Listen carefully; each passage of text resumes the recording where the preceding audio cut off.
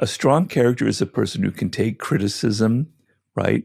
Who can work with other people, right? Who can deal with stressful situations, who can handle responsibility. And if there's something goes wrong, they take, I am to blame for it. They don't look at other people. There's somebody you can rely on. You lean on them, and there's something there to lean on. You can rely on them in situations. A weak character is somebody who cannot take criticism. That is probably the number one characteristic, the worst trait, I think, in people, and a definite trait of negativity, is somebody who can't take any kind of criticism, right? They're so defensive. So that means they can get away with anything. They can say anything they want, and there's just like a wall, a shell around them, right?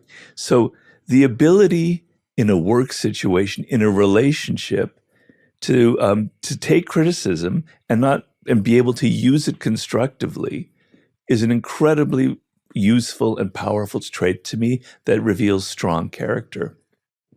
How people handle stress is a really good sign of their character. So in a work situation, people are good at faking it and pretending that they're very strong. But when it gets really stressful and there's a lot of pressure on it, the mask falls off and they reveal that they can't handle it.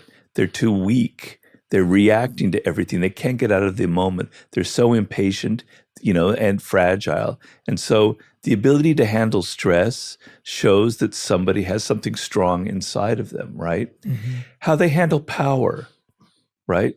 So when people are kind of climbing up the ladder in a group or in a job, they generally try and pretend like they're with the group.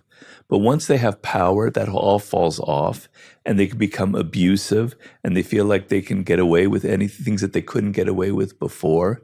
They treat people below them miserably, etc. So when people have power, how do they handle it? Are they responsible? Do they suddenly become somebody different, or do they maintain the character that they had beforehand, right? What kind of partners do they choose? Do they choose a spouse, a husband, a girlfriend, etc., somebody that they can push around, somebody that's inferior to them so that they can feel better about themselves? How do they look when they're playing like a game or they're in outdoor activities or something that has something to do with work? Are they so competitive they have to win at everything, even when it's like outside of that kind of environment, These are kind of traits that help me sort of judge a person's character. Yeah, and these are often the things that we either ignore or we actually let them kind of fall by the wayside or don't pay enough attention to them because we think, oh no, but they're so smart and they're so this. And I wonder how much of that is also like, what does that say about us that we often get attracted to the wrong things within people? What does that say about us? Does that make us a strong or weak character? I know that I tend to get involved with narcissistic people. It's a weakness of mine, right? And maybe it's because of my upbringing, and maybe it's because I feel a kind of emptiness inside of me, and that their charm and the attention that they pretend to give you is kind of enchanting or casts a spell on you, and it draws you in. Yeah, so if you're dealing with your own weaknesses and your own emptiness inside, you're going to be drawn to people who fill that up. Or you're going to be drawn to causes and charismatic leaders that pretend to give you a purpose in your life because you don't have a purpose, but they have it for you, kind of thing. So a lot of it has to do, with ourselves, and we're attracted we're even attracted to negative people. And there are people who have patterns in their life where they deliberately choose the worst kind of person for them, right? And over and over and over again, because at least that makes them feel alive. At least the pain of it, gives them a sense of something dramatic. And so they deliberately bring on that kind of pain. So it's complicated, yeah. Yeah, when you said that often we feel an emptiness inside, and you were saying maybe because of your upbringing, you felt that emptiness inside as well. Have you tried to fill that emptiness, or is there another solution? Well, to me, it's why I wrote the book Mastery. The way I fill my emptiness and how I've done it since I was a kid is through my work and through my ideas and my thinking, and how I'm constantly looking for new thoughts and new ways of looking at the world. So I find that if I didn't have my work as kind of, some people think of work as something that you just have to do, right? It's just a way to get money. But for me, it's a way to feel like I'm a human being, that I am who I am. I was destined to write these books, and it gives me every day I wake up and I know this is what I need to accomplish, et cetera, et cetera.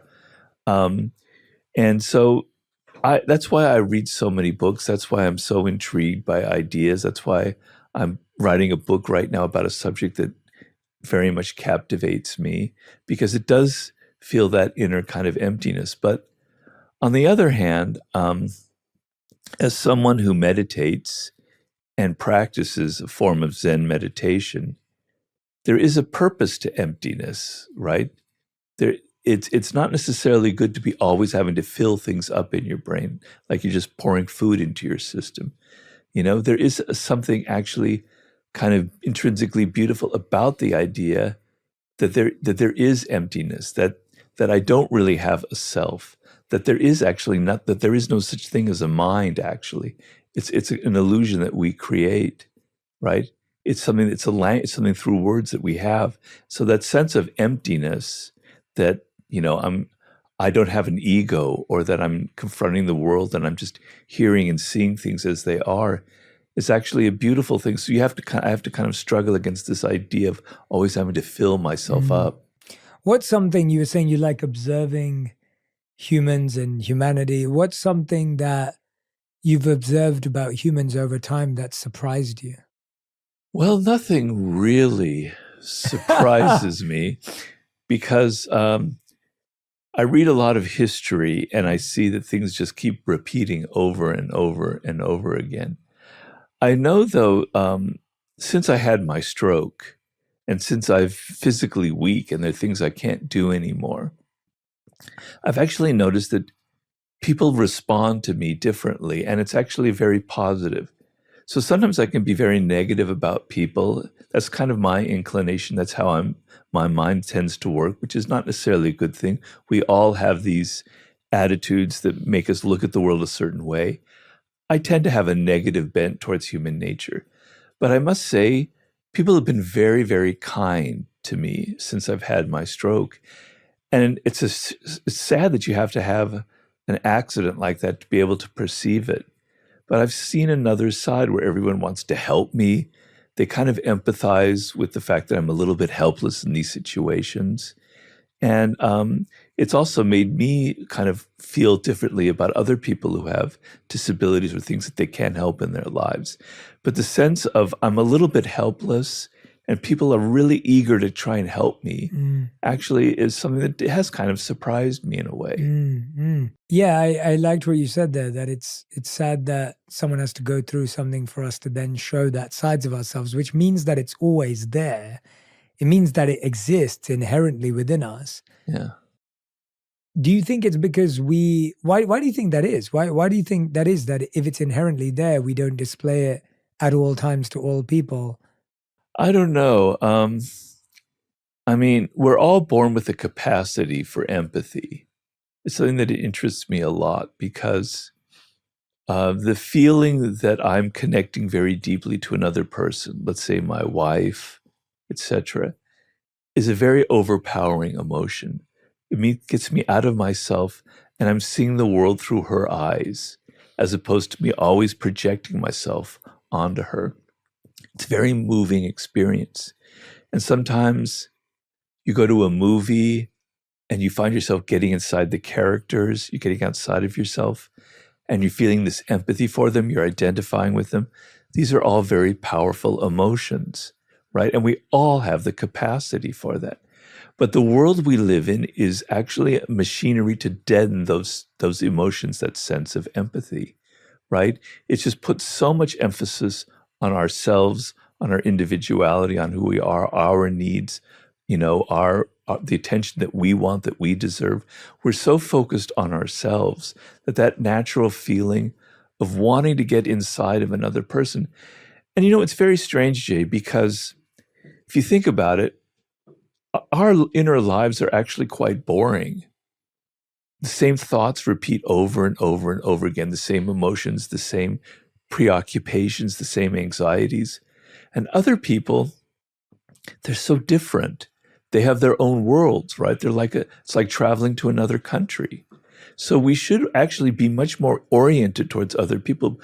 We should have a natural interest in their world because it takes us out of ourselves. It's like therapy. But it's been deadened by so many things in our world, by social media, by the pressures we're under, by just modern lifestyle.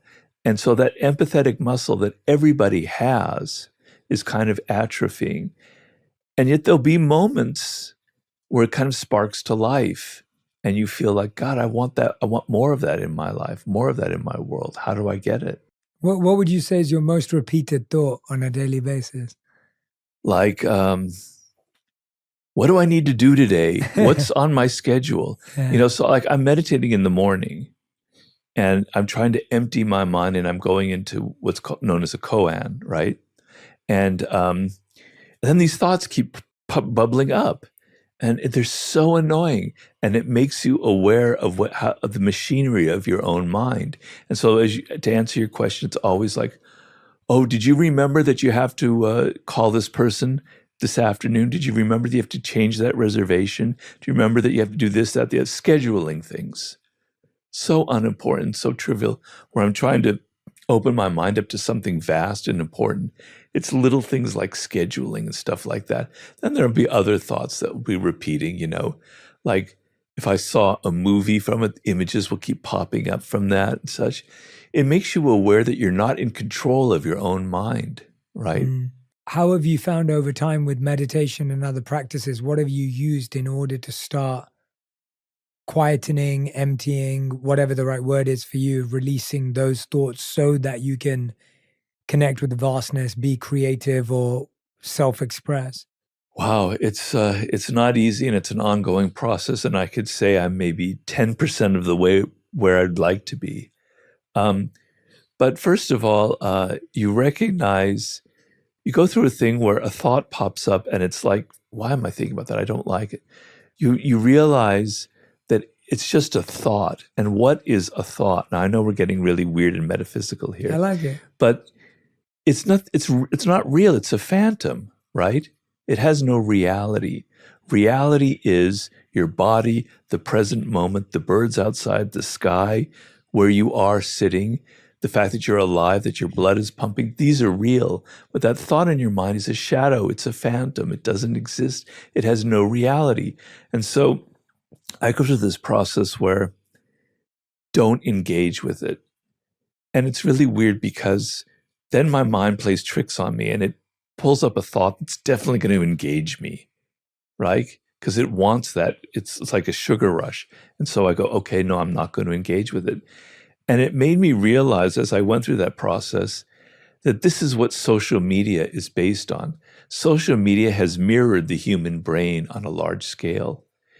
We have thoughts that are designed to grab our emotions and make us think about them repetitively over and over again, compulsively, right? And there's probably a purpose behind that. But social media is actually a genius at that, at putting up things up there. They're going to engage our emotions, so we have to pay attention. So I always try and, every time that happens, I withdraw and I say, it's just a thought. It's not real. It's not who I am. This is a very important part of meditation. Your thoughts are not who you are.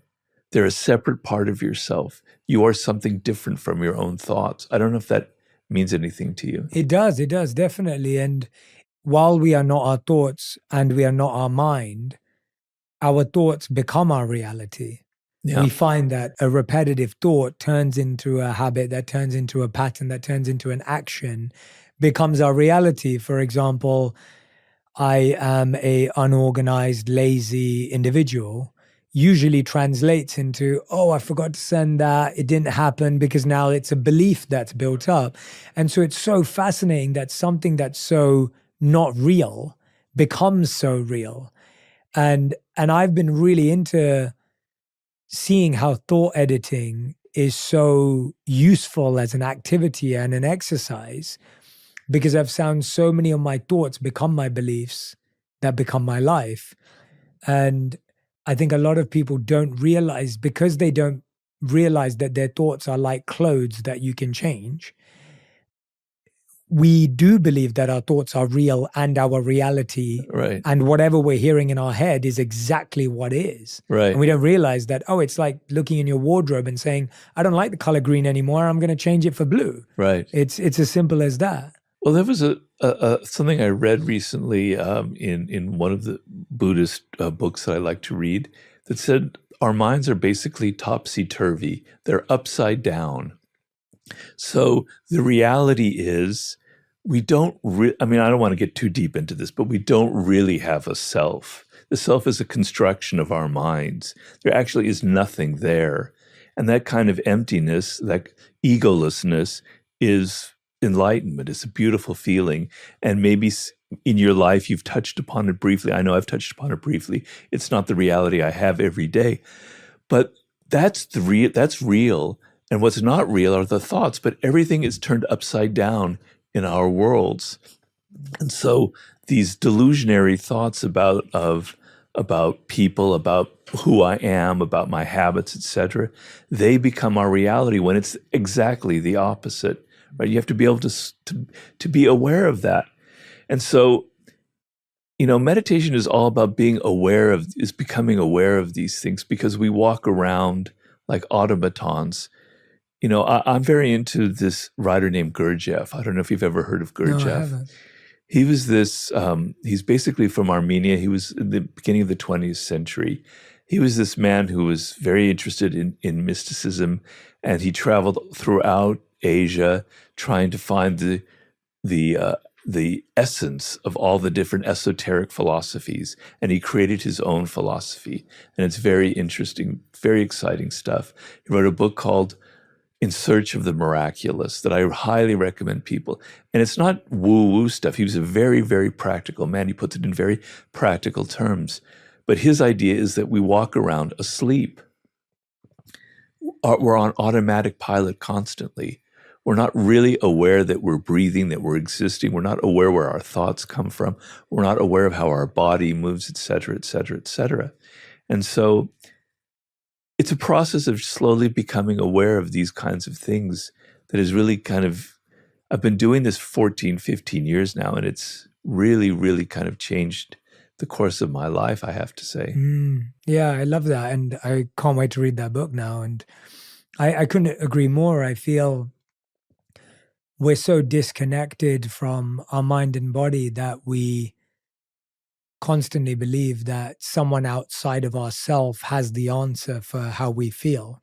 And while that may be true when you're seeing a doctor or a dentist or something of that professional nature, we don't really know how our body's been feeling for weeks or months until it crashes. And then we realize that we haven't paid enough attention to X or Y or Z, or a relationship in the same way has to end in order for us to realize that it had lost investment and energy or whatever it may be. And we're so far away from the self, or at least this version of the self, that we're not really aware. I love what you just said about the idea of how conscious are we of the fact that we're breathing, we're here, we're present, we're together, versus how much are we living up here. Yeah. And it's really interesting, isn't it? Because there's almost two realities that we're always dealing. And if we're getting too heady, I'm happy to move away from it. But it's almost like I've been thinking a lot about how, in one sense, what's out here is real, and in one sense, what here isn't. And at the same time, actually, what's going on here is the real, because it defines how I interact with everything else. And it can help me be a better filter, a better chooser, selector of the people I'm around and the places I visit. So you say you have to kind of use the mind to be able to become present. It's a process. I would say I'm alluding to that in discovery, not in pushing it, if that makes sense. Yeah, it makes sense to me. Yeah, I Yeah. agree with that. Definitely. Yeah. I've been reflecting a lot recently about how most of what's happening is in the invisible world, and that. That's very interesting. Tell me more about that. So I was thinking that in one sense you have reality externally, the visible world, but how I make sense of that visible world is all in the invisible space. And ultimately, how I make sense of it is the reality that I experience, regardless of what's happening around me, which is why we realize that people we all are telling ourselves stories and narratives all day long, but how we're processing what we're experiencing is our reality as opposed to the event or what someone said or social media, as you gave an example. Like, I can either sit here and say, like, I know that when I wake up in the morning and I start scrolling on social media, my mind is now moving 10 times, 100 times faster than if I don't do that. And I know that brushing my teeth and showering is a much more peaceful process if I haven't looked at my phone than if I do. Right. And so that choice is being made in the invisible world. And the visible world is simply something I'm interacting with and taking from or being affected by. Well, so we mostly live in amid things that are invisible. Yes. Right? Symbols, etc. Yes. Language is a symbol. It's not reality. And so things like government and social behavior, they're rules and codes that we abide by, but they're not visible. They're invisible, Yes. right? Yeah, definitely. And we're not aware of that. And so we're trying to raise our awareness of the invisible world. I'm always trying to raise my awareness of, why do I process this way? Where does this come from? Where's this idea taking root? It's a very interesting process to go through. Yeah, it's hard. It's like, it's not clear. It's not like here's the step-by-step process. It's just something I've been engaging with a lot. Yeah.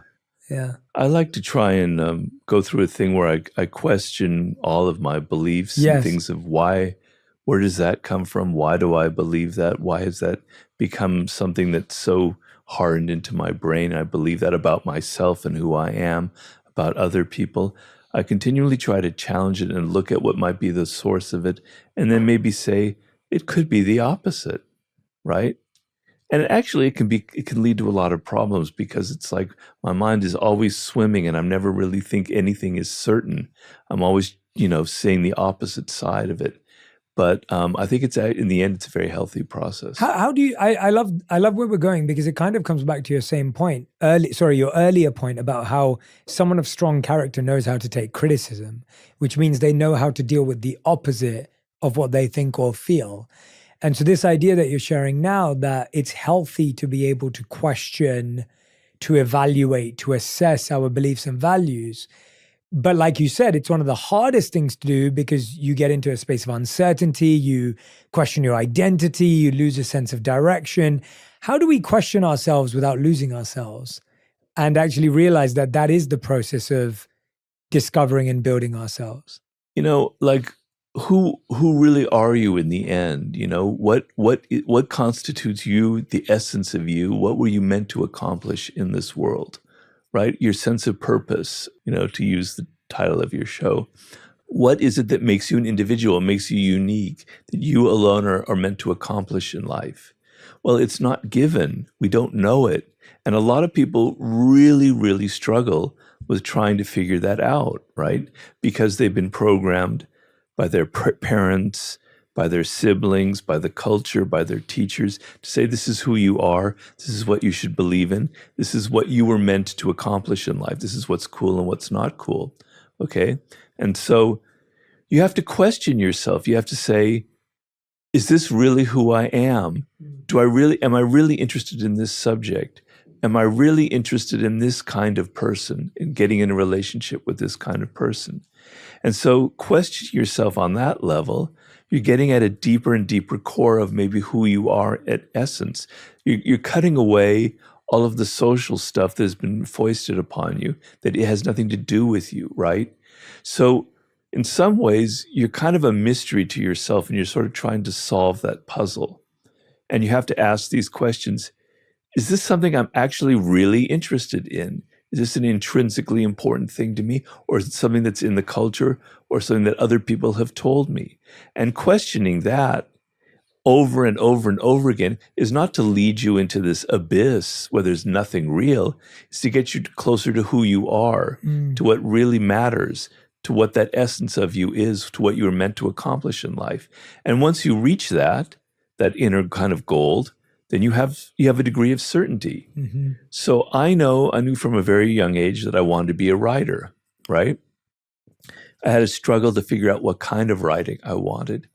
But knowing that that's who I am, probably about at the age of 8, it allowed me to go, I'm not interested in that. I don't want to do that. This isn't important. Why am I following this career path? Why am I wasting my time here?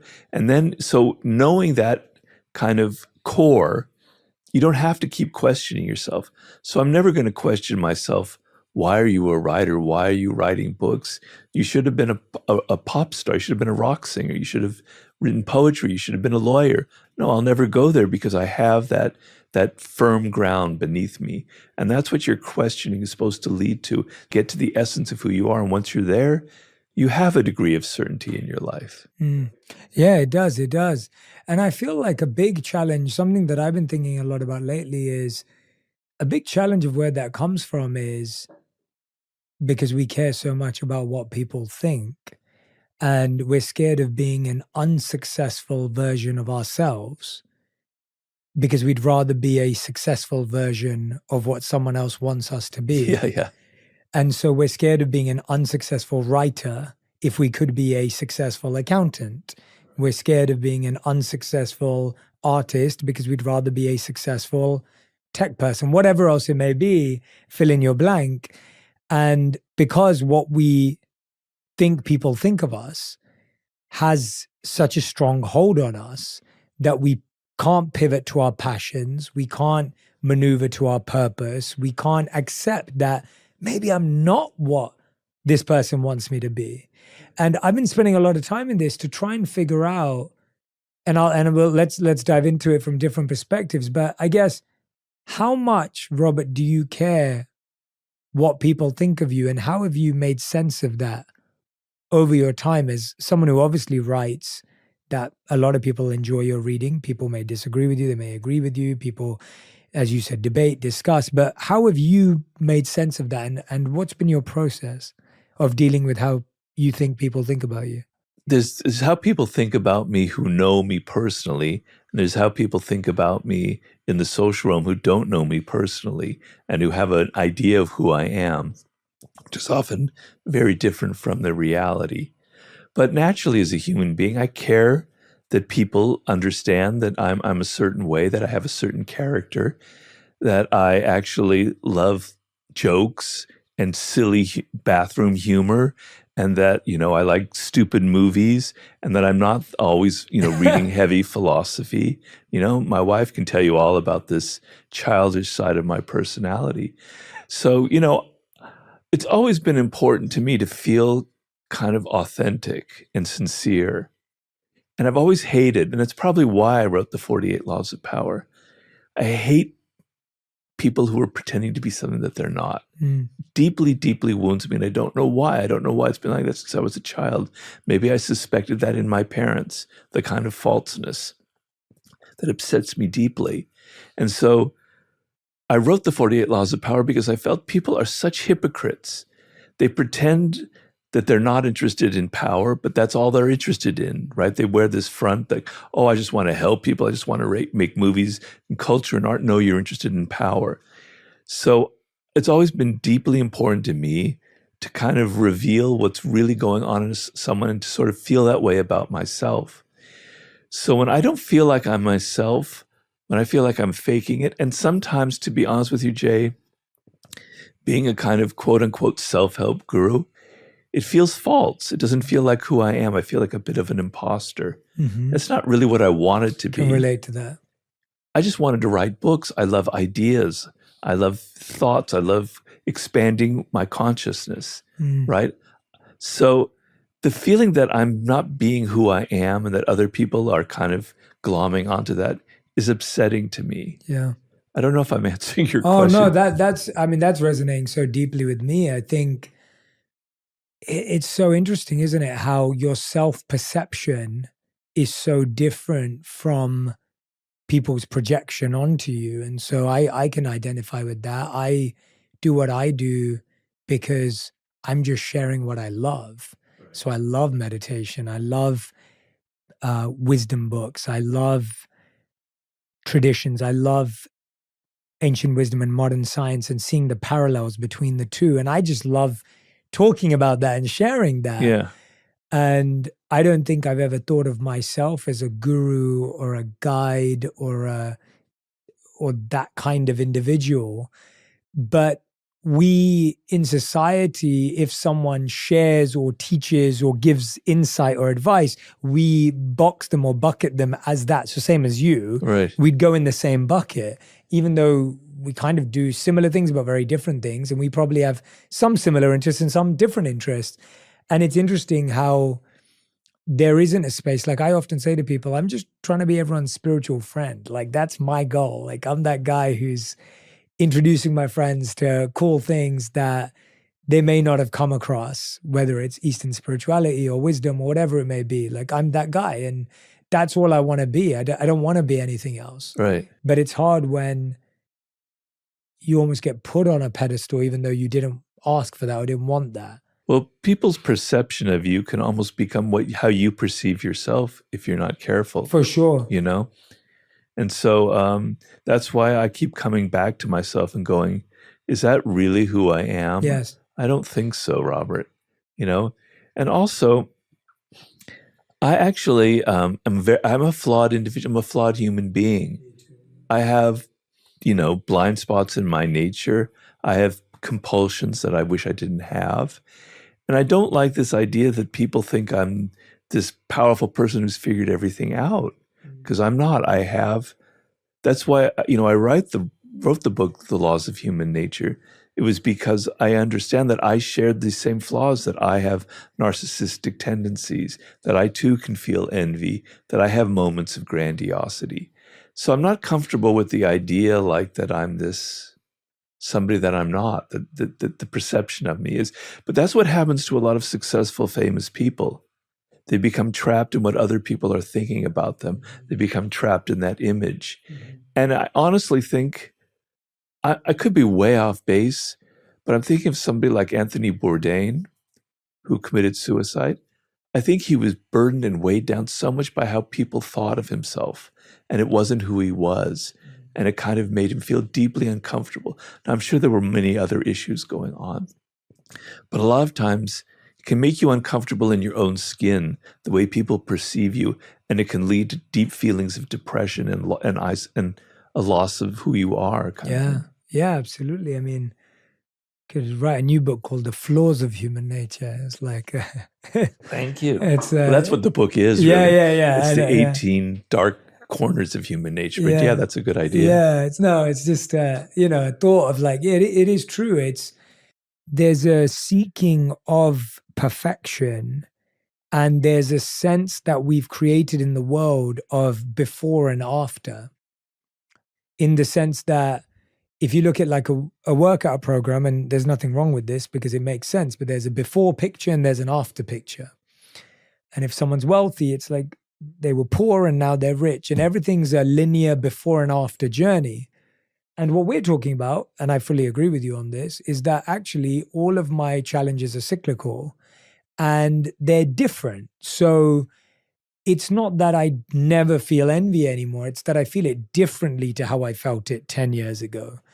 And hopefully I'm a bit better at dealing with it and understanding it and engaging with it than I was 10 years ago. But it's not that it doesn't affect me anymore. Right. And same with spiraling thoughts. It's not that I don't have anxious or negative thoughts anymore because I'm enlightened.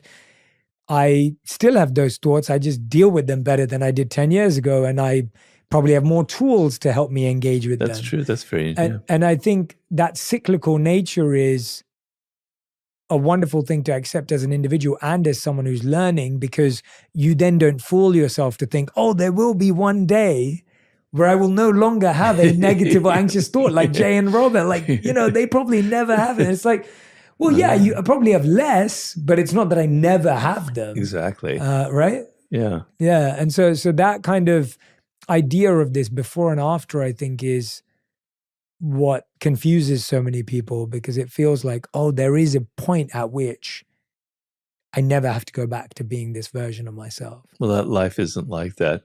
It's weird sometimes because before the 48 Laws of Power came out, I was just this nobody living in a one-bedroom apartment in Santa Monica, rent controlled, never really made any money, never really had any success in life.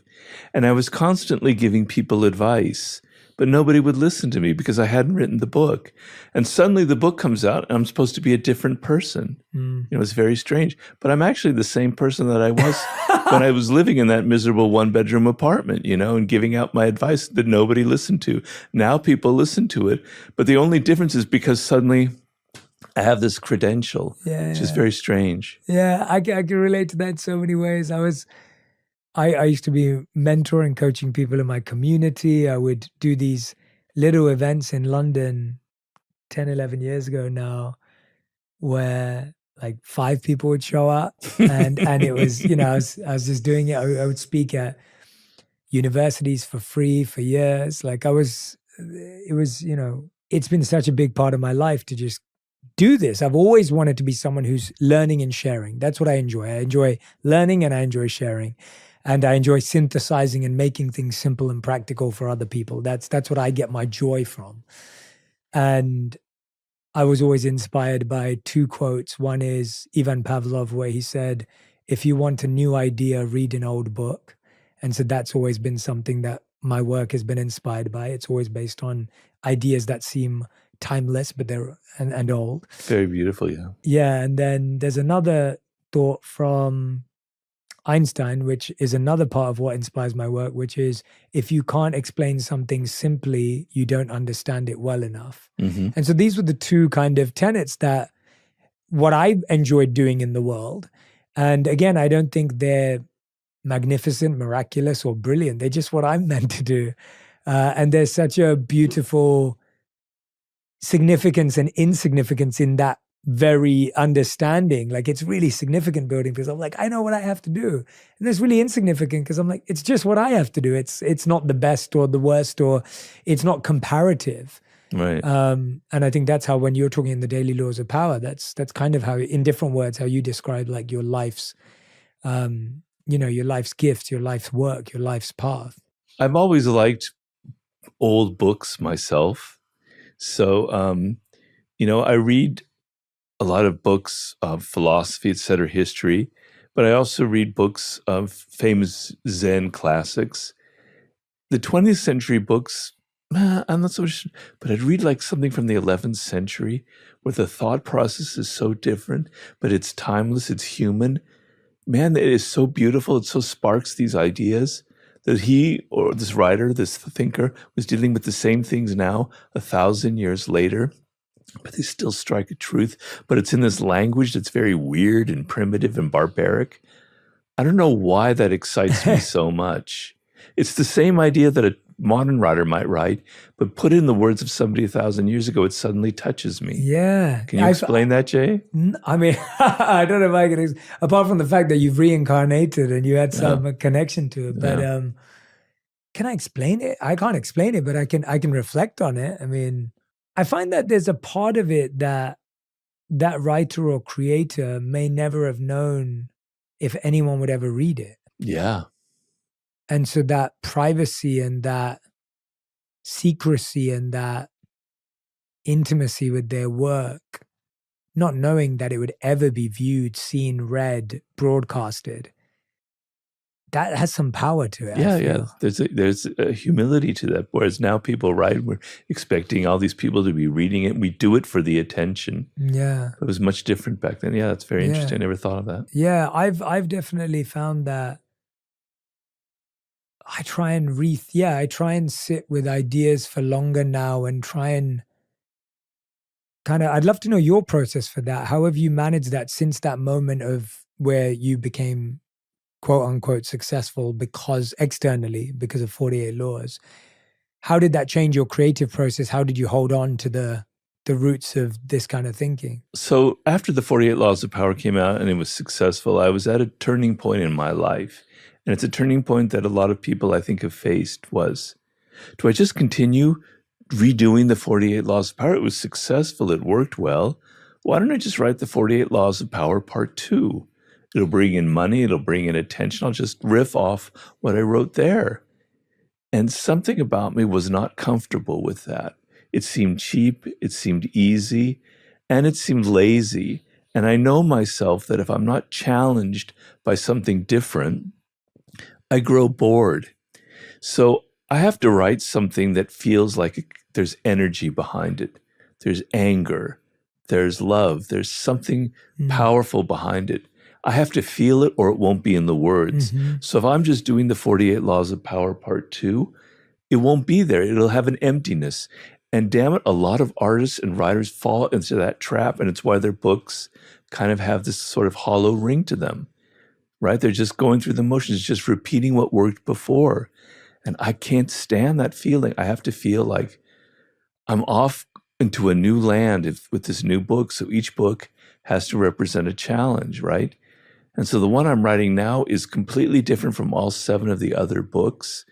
And it's an incredible challenge, but it makes me excited about every day because I know I cannot repeat the same kind of books over and over and over again. My soul becomes dead and I have to feel alive with each project. Am I answering your? I keep feeling like I'm not answering. You your are. You're totally okay. answering my question. I'm loving these personal answers. No, I can resonate very deeply with that as well. I always try and write about something that I'm working through or struggling with, whether it's personal, whether it's with clients, whether it's with someone in my life, friends, family. Like it feels alive. It needs to feel alive. Yeah. I can't write from a point of theory or knowing. Yeah. Like the book has to be a discovery. Exactly. And I've only just started my journey. I've only written 2 books, but as I'm hearing you, I'm happy that I feel that I'm thinking about it in a healthy way. Yeah. Because I was about to write my 3rd book, and the topic everyone wanted was so predictable and expected, and it made sense. And I was like, I don't want to write about something that makes sense. Like that's boring. Like it's like I want to write about something that feels like alive in my life and electric and makes me, I'm like, now that I've chosen, and I will tell this to you later, but I've chosen my next topic and I've just been like writing notes about it. I'm reading about it. I'm seeing connections everywhere. Well, that means it's going to be a great book. Yeah, it feels, I mean, it's harder. It's harder because you don't know. So you're spending more time, like we said earlier, you're spending more time with emptiness because there's a sense of, well, I don't know which direction this book's going to go in. Yeah. So it's that comfortable with discomfort and uncertainty. Yeah. But there's a joy in that. Yeah, very much so. Yeah. When you're discovering your process through a book or work, how have you learned to become comfortable in the discomfort of creativity, in that like you don't know where the path's going to take you, you don't know if it's going to land or not, you don't know if it, like how are you grappling with that process of what we're discussing? Well, it's very strange because I'm dealing with it right this very moment. I'm writing something that's driving me crazy. And it's this, and the very subject I'm writing about is about what I'm going through. So I'm writing it, this is in my book on the Sublime, and I'm writing about the concept of the daemon. Are you familiar with that? Mm-mm. It's the idea, it's an ancient Greek idea, but it's in many other cultures, that we have a second self. That there's a voice inside of us that is guiding us to something higher or better, but it can also lead us to something lower and worse. It can be demonic, which is where the word comes from, or it could be something.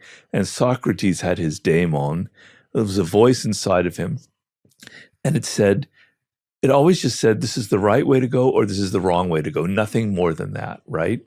And so when I'm writing, it doesn't feel right. Mm-hmm. It's driving me crazy. And I'm going through this right now. It doesn't feel right. It doesn't resonate. It's not truth. It's not real. You got to start over. You got to do it again. And in the back of my mind, I'm thinking, God, I've lost it. I'm getting old and I just don't have my mojo anymore. But then I realized I've gone through this like 85 times every single book. It'll come to you, it'll come back. It isn't right because it doesn't feel right. It doesn't resonate. It doesn't have a reality to it. So I have to go through this process where I write something and it excites me and it interests me and it just flows out of me, as opposed to like I have to pull every word out. And so I learned to trust myself that eventually I'll figure it out. But each time I hit that wall, I go, this is it, Robert. You're finished. The book isn't going to come out. You're done. The wells are dry, you know? Yeah. So. That's so interesting. I feel like that is every creative's journey. Like it has to go through that, the wells are dry, as you just said, that kind of experience of, that's it, it's over. There's nothing else coming out now. And it's almost like as we know, like the cliche of like, it's on the other side of that feeling. Yeah. But it's true. There is a sense of when everything is just not making sense. How have you learned to sense whether something feels true to you? Because it obviously felt true to someone. How do you decipher between, oh, this feels true, it feels real to me, even if people don't agree with it? Because it just feels that way. It's purely just a feeling. First of all, it like, I'm always trying to get at what's real and not at what's theoretical. I have a real dislike of abstraction for its own sake, right? It feels like it's a way of eluding something. It's an evasion. I want to get at the core and the reality of what I'm trying to write about. And so when I get it, I feel it, and I know that I've done that. And I have the reader in my mind, and I know the reader can connect to it. It's going to have a personal appeal. Whereas I have a tendency to be abstract and professorial and theoretical. I cross all of that out. If you saw my notebooks, 95% of it's crossed out, and I don't let the public ever see that side of me because I don't like it. I want my books to feel like I'm hitting something that's actually truthful and real that people don't like to talk about, kind of thing, you know? So right now I'm writing about what is our self? What is the sense of self that we have in our world? It's a very limited idea of the self. We have a very limited idea of our consciousness. We have a very limited idea of what it means to be a human being in the 21st century. We're actually much more immense and much more interesting than we think we are. We have these possibilities, these connections, because we're a part of something incredibly vast. And to have consciousness is absolutely an astounding thing, right? So I want to sort of expand what you, the reader, thinks of who you are, what your self is. It's much larger than you imagine. But I have to convey that in language that feels right to me, that feels authentic, that feels like everybody in Africa, in China, in India, in Idaho is going to be able to relate to it, you know? Yeah, no, for sure. And I think that's what I was alluding to with that invisible world point of like how that's what we don't see. Like there's so much to ourselves that we don't see, that we're fully unaware of, that we don't realize we have access to. Right. And yeah, finding the right terminology, I find to be such a, there's one word that I love, which is a bit more ethereal, but I guess an astronomer could find some beauty in it. But there's a term in the Vedic literatures called Antarakash, which means inner sky. Say it again. Antarakash. Antar means inner, and Akash means sky. Inner sky? Yeah, inner sky. Beautiful. And it's this idea of how, you know, we're so fascinated by outer space, but there's that same inner sky that exists. So just that, like the galaxy and the planetary systems and everything else that exists internally too. Oh, I have to. But there has to be just as we have to go and do space exploration, yeah, you could do the same internally. Oh, for sure. And you discover so much. That's exactly what I'm writing about. Yeah, that's very interesting. Yeah. And it's fascinating. And so, yeah, I find language as well. I find vocabulary so needed. And I feel like I grew up with a smart vocabulary, but not the biggest. And I feel reading, of course, expands that. And especially when you read history and other books. And I found that language is just so powerful. And I worry that social media exposes us to such limited language that the brain and the mind and the consciousness doesn't have the opportunity to be expansive because the words don't allow for it. If we're all reading the same memes and the same trends and the same hashtags, and it kind of just creates this very, very limited space of consciousness. Well, that's why I like looking at other languages. I speak several other languages, and I'm constantly learning them. And right now I'm reading a lot about an African culture called the Akan in West Africa, in Ghana, and their concepts of the soul, the spirit, and the body. And they have a word in there called Sun Sum, and we translate it to spirit. But then I'm reading the African philosophers who actually know that word, and they go, it's not the same as the word spirit. And then they go on and describe it. And that one word contains all of these other worlds that are so weird and interesting that the word spirit in English does not convey, right? You know, and other languages have that sense. And so language can have that possibility where it opens up. It's not just this one track meaning. It has other valences, other possibilities to it, right? And so, yeah, we're kind of deadening our language in a way. And, you know, if you study like other cultures, you know, Eskimos had like 1,000 words for snow, and we have one word. You know, Russians have like 40 words for the color blue, and we have one word, kind of thing. As the language gets smaller and smaller and more uniform, our thoughts become more and more limited and uniform. So to hear a word like inner sky, it opens up all these other ideas in your mind. Whereas we don't have a word like that in English, you know? And then because I'm doing things with Zen, Japanese language is so rich with things that we can't possibly even begin to express in English, you know? So, yeah. What have been other ways of people opening up their minds? This has been one of my favorite things to do. I remember reading a quote from Robin Sharma years ago that said, ordinary people have big TVs, extraordinary people have big libraries. And it was one of those, you know, little dreams I had. That I was like, one day I have a home, I'm going to have a big library. And that was one of my most favorite things to kind of put together when I moved here. And I started spending more time when I would travel, I've always collected books. And I started also expanding my audio library. I realized when I was growing up, we listened to a very limited form of music in my home. And even as I was growing up as a teenager, I listened to like one genre of music. What was that? Rap and hip hop. Like that was, and again, I love rap and hip hop. I love rap and hip hop history. It's super cool. I have no issues with it. I just think that my audio library was so limited in my teens that now that I'm in my 30s, I'm trying to listen to so many random different things, which again inspire different thoughts, different feelings, different emotions. And so I've realized that vocabulary was one thing. Audio has been another thing. What are other things that you've discovered that help open up that consciousness and mind? Because as we both keep referring to, social media technology is almost making us more limited, more singular, more one-dimensional. Well, as I said, it's something I'm writing about right now. So music and the audible stuff is very, very interesting and very exciting. So there's this new phenomenon where musicologists have been able to recreate music from eras that we never could listen to before. So I was writing at one point about a festival in ancient Greece, and to put me in the mood, I wanted to hear ancient Greek music. Well, that doesn't exist. I mean, there are no recordings of it, but sure enough, there are. And the rhythms and the sound is so weird and alien that music captures the spirit of a time, right?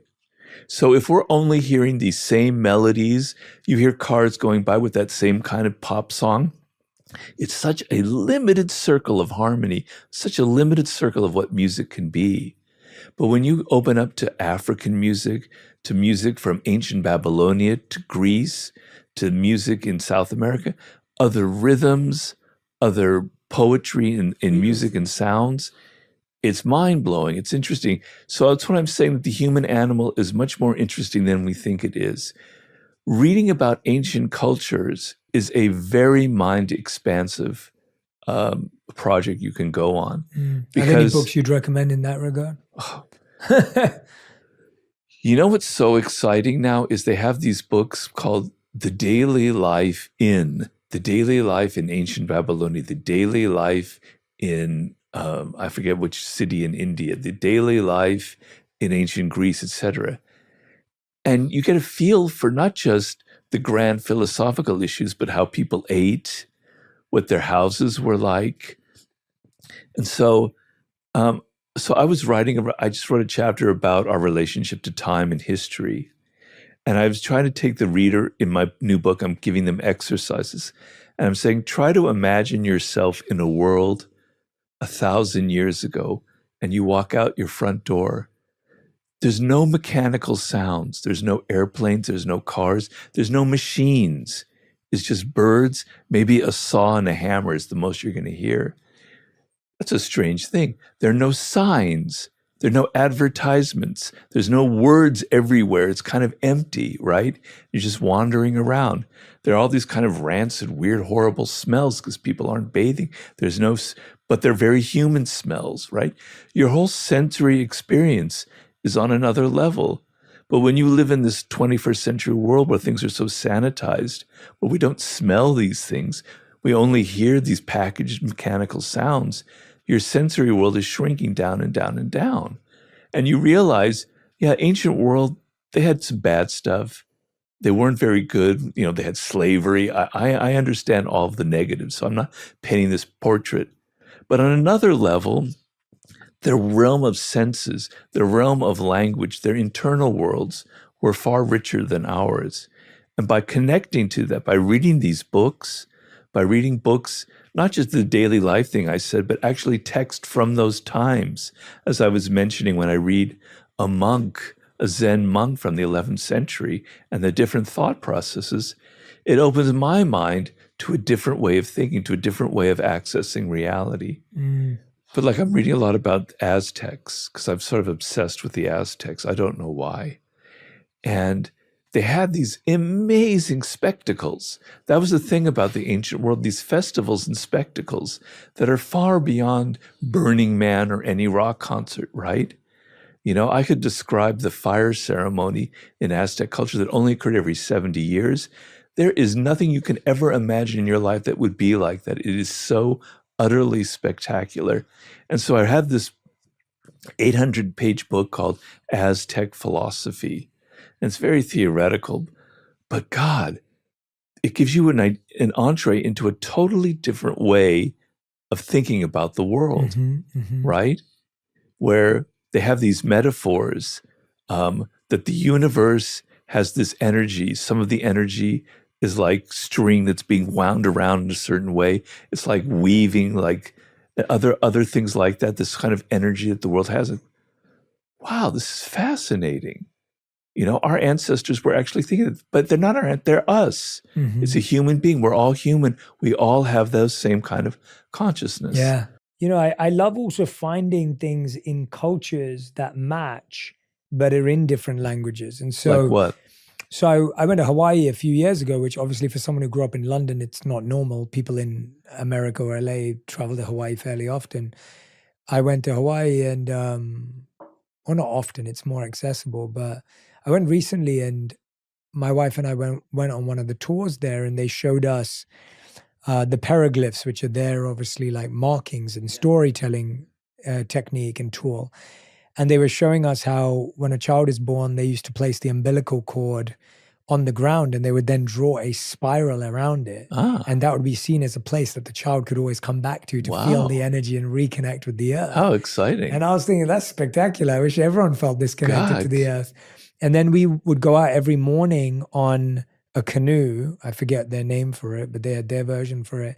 And they would pay respects to the sun and the ocean. And we would take part in this ceremony with them.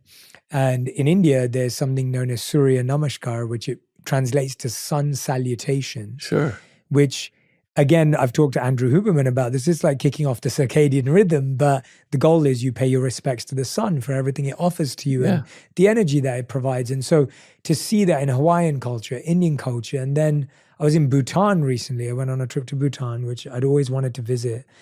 And this is a culture that really feels like you're going back in time. Like you walk out there and it feels like what you just described 1,000 years ago. Where is Bhutan? Is it near Bhutan is Pakistan? landlocked between India and China. India and China. So right in between. It's where they're having their tensions, the kind of wars that's going on a little bit. Or Bhutan doesn't have a war. No, they don't even have a military. It's not part of their culture. Wow. They believe in they're a Buddhist nation. Is it a Buddhist nation? Yes. Ah.